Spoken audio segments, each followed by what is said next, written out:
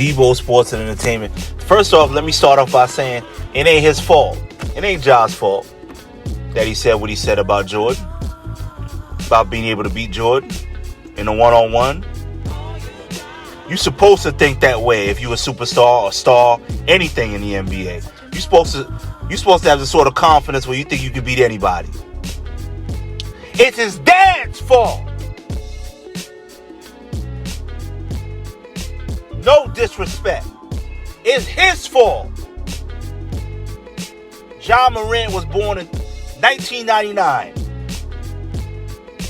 He didn't see the first three-peat. He didn't see the second three-peat. He didn't see Jordan and the Bulls battling against those Pistons. He didn't see Jordan every now and then going against Bird. He didn't see none of that. He didn't see the Dream Team. He didn't see any of that. His dad did. He's supposed to let him know he had a perfect mid-range game. He's supposed to let him know he had a perfect post game. He had perfect footwork. Top 3 elite athletes to ever play in the NBA. He's supposed to let him know he had a 50-inch vertical. He's supposed to let him know he's dunking from the free throw line with his head above the rim.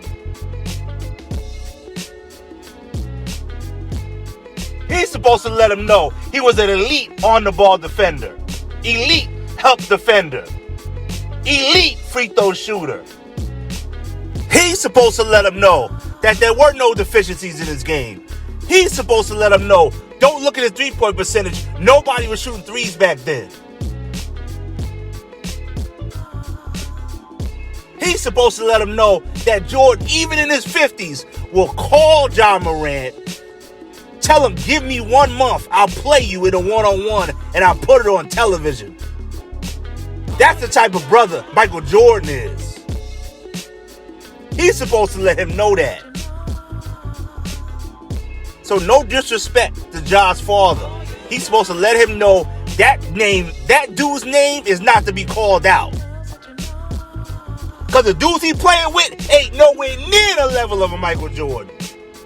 How do we know that? Kevin Durant was supposed to be the best player in this league. He got stopped by a little physical D. And they're talking about he's one of the best scorers in the history of the league. And he's got no post game. And all you got to do is put a hand on his hip and it's over. It's sad that this has to be explained to him. He's supposed to want to beat Jordan.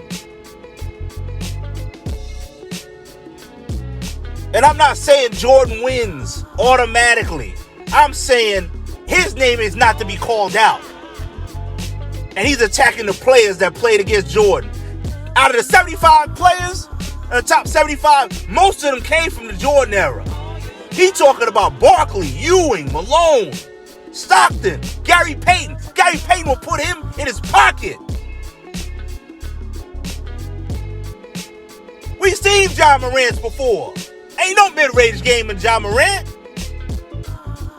Watch Derrick Rose, his prime years. Watch Ja Morant. Derrick Rose is better than Ja Morant, or was better than Ja Morant. He ain't nothing we ain't never seen before. Talking about the greats like that. Ain't no Ewings today. Ain't no Elijah Wans, David Robinsons, Shaqs. You dunk on Shaq, you get to talk to somebody. He dunking on Marquise Chris. Ja Morant sitting there dunking on a Marquise Chris, talking crazy. Having trouble with Steph Curry defense. He getting a screen and roll, getting a switch, dunking on a big Kuminga, talking about he can't guard me. When you had Gary Payton Jr. on you, you asked for the switch, you got the switch, you scored on the big. That don't mean you good. Listen, in today's era, he's a great player.